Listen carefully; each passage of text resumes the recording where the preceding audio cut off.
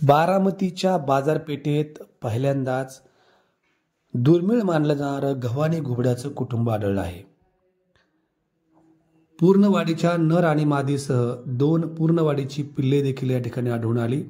सर्पमित्र अमोल जाधव आणि त्यांच्या सहकाऱ्यांनी या घुबडांची सुटका केलेली आहे.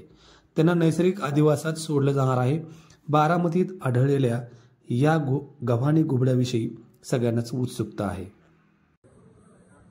नमस्कार, मी अमोल जाधव व आमचे रेस्क्यूअर आदित्य पारखे आम्ही दोघांनी मिळून सकाळी बारामतीच्या अभय इलेक्ट्रॉनिक या इलेक्ट्रॉनिक दुकानामध्ये पक्षी पकडले, 4 पक्षी पकडले. तर त्या पक्ष्याचं नाव आहे बारनाव किंवा आपण त्याला गव्हाणी घुबड असं म्हणतो. तर त्यांचे कामगार थोडे घाबरत होते. वरच्या 4थ्या मजल्यावरती खडखड खडखड असा 2 दिवसापासून आवाज येत होता. तर ते कामगार घाबरल्यामुळे ते आम्हाला कॉल केला की काहीतरी आहे बहुतेक आमच्या रूममध्ये मांजर, दूध मांजर टाईप किंवा कुठले तरी पक्षी आहेत असं त्यांना जाणवत होतं.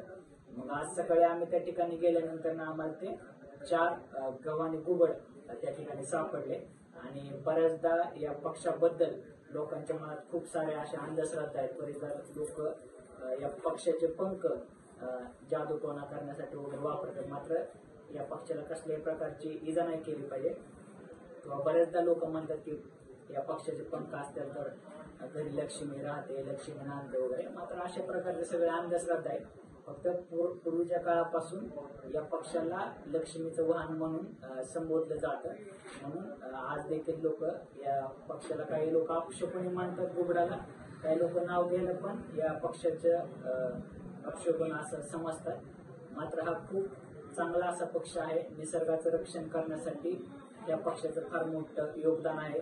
मोस्टली उंदरांवरती कंट्रोल ठेवण्याचं नाही. साप तर उंदरांवरती कंट्रोल ठेवतात, मात्र रात्रीच्या वेळी हे जे पक्षी आहेत हे पक्षी उंदरांवरती कंट्रोल ठेवत असतात. उंदीर वगैरे खाण्याचं काम हे पक्षी करत असतात.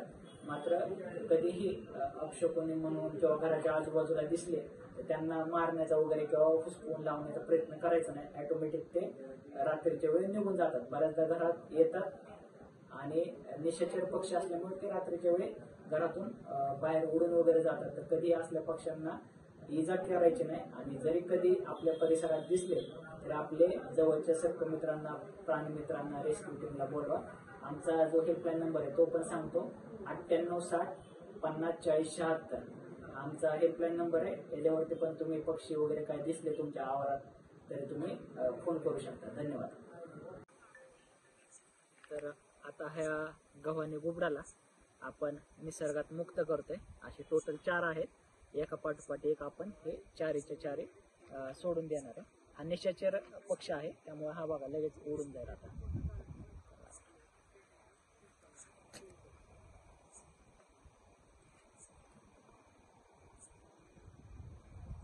लगेच. धन्यवाद.